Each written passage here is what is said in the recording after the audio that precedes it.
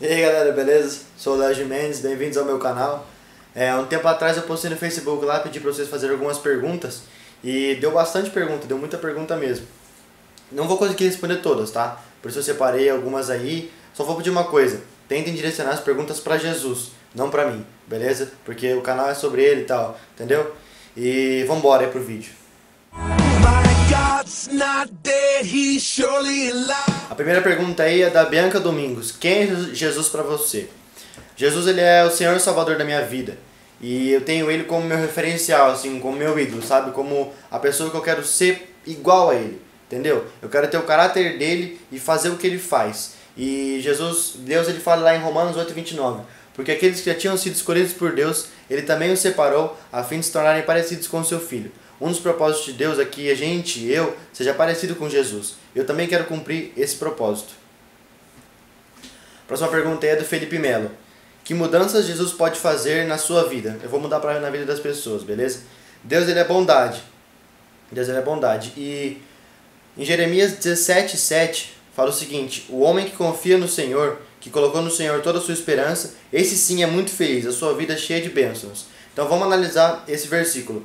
Que colocou no Senhor toda a sua esperança, esse sim é muito feliz, a sua vida é cheia de bênçãos. Essa é a recompensa. Agora, qual que é o nosso trabalho?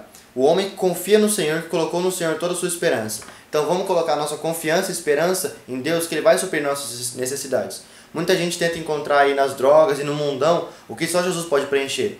Entende? Às vezes a gente tem um prazer lá de 10, 20 minutos fazendo as coisas do mundo, só que quando você deita, quando você põe a cabeça no seu travesseiro, volta aquele vazio. E Jesus não, cara. Jesus, ele preenche por completo por toda a sua vida. E ele te leva até o Pai.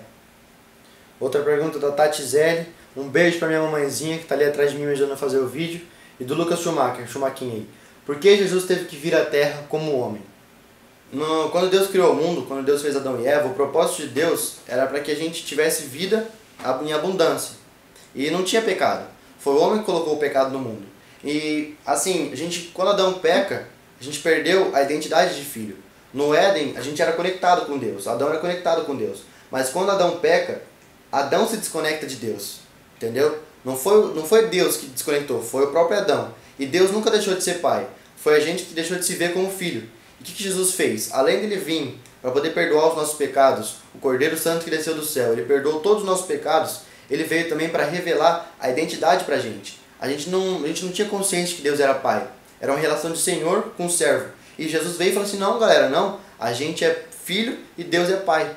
Entendeu? Jesus veio para salvar e para reconciliar a gente com Deus. Próxima pergunta do Guilherme Santana.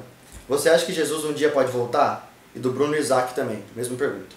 Cara, eu não acho não. Eu tenho certeza que Jesus vai voltar. Se a gente olhar lá em Mateus, fugiu o versículo agora, deixa eu dar uma olhada.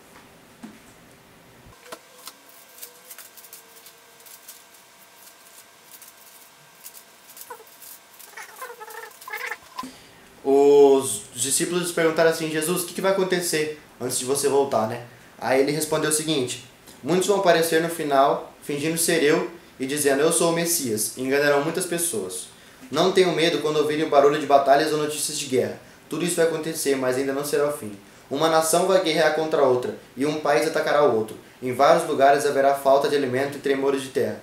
Cara, vamos lá, tremores de terra. Tanto de terremoto que tem aí, Japão, espalhado pelo mundo. Chove terremoto na terra. Fome. 1/3 da população mundial passa fome hoje em dia. Guerra. Já teve a primeira mundial, a segunda mundial. E, mano, tá voltando, velho. Então se prepare porque Jesus tá voltando. Próxima pergunta do Rafael Robert, meu parceiro. Um abraço aí, Rafa. O que fazer para não ir para o inferno? O que fazer? Cara, assim, quando você conhece Jesus, quando você realmente conhece Jesus e se apaixona por ele, seguir os mandamentos dele não vai ser não vai ser pesado. Eu não lembro quem falou, acho que foi Paulo. Disse assim, ó, os mandamentos de Deus não são pesados. Por quê? Porque ele estava apaixonado por Jesus e o prazer dele era fazer com que Jesus ficasse orgulhoso dele. Então como que ele faria com que Jesus ficasse orgulhoso dele? Seguindo os mandamentos dele, entendeu? Então, reformulando a pergunta, o que fazer para não ir para o inferno? Siga os mandamentos de Deus. Mano, importantíssimo, siga os 10 mandamentos. Entendeu? Tenta fazer com que você ame o próximo como você ama a si mesmo. Também é muito importante.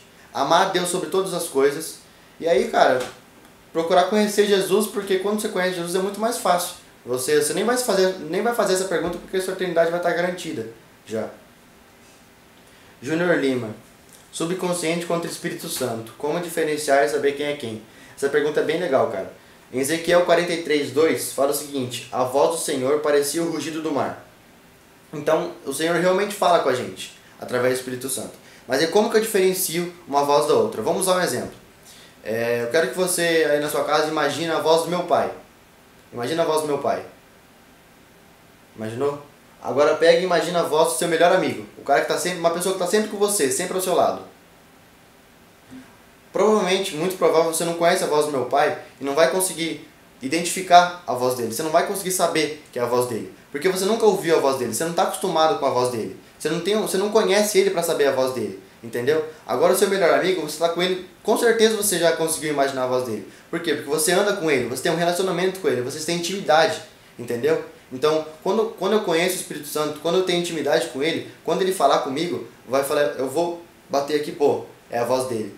Eu tenho certeza que se o seu melhor amigo te ligar tentando passar um trote, por mais que ele mude a voz dele, ele não vai conseguir te enganar porque você já conhece a voz dele. Por mais que ele mude o tom de voz, a voz dele você já conhece, entendeu? Então acho que é assim que a gente diferencia o subconsciente do Espírito Santo.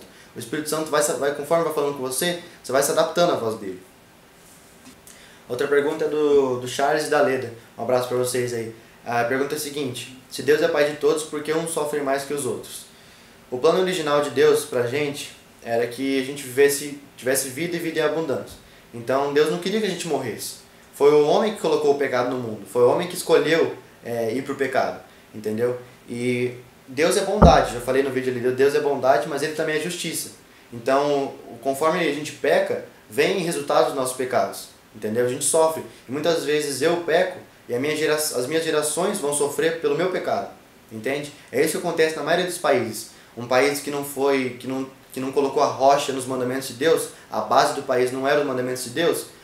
Por exemplo, o Brasil mesmo. O Brasil, assim, muitos dizem que o Brasil é uma maioria cristã. Mas o Brasil é uma maioria crente, não cristã. Acreditar em Deus até o diabo acredita. Mas agora seguir Deus, ser fiel a Deus, quantos são? Entende? E o Brasil sofre muito por causa disso. A gente não tem firmado em Deus e não passamos isso de geração para geração. Às vezes um pai não ensina os princípios cristãos para o filho e o filho nem para o neto, e vai passando e a gente sofre assim e vem se perguntando: mas cadê Deus? Cadê Deus? Deus, ele queria te proteger, mas o seu pecado tem uma consequência.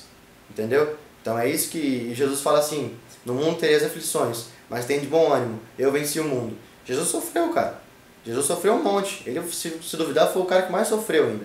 Ele morreu numa cruz como se ele fosse o maior dos ladrões. Entendeu? Os caras enfiaram um prego nele aqui e ele, de boa, de boa. Por quê? Por causa de mim e você. Então, se fosse responder mais, ele teria que aprofundar um pouco mais. Mas, basicamente, é essa a resposta.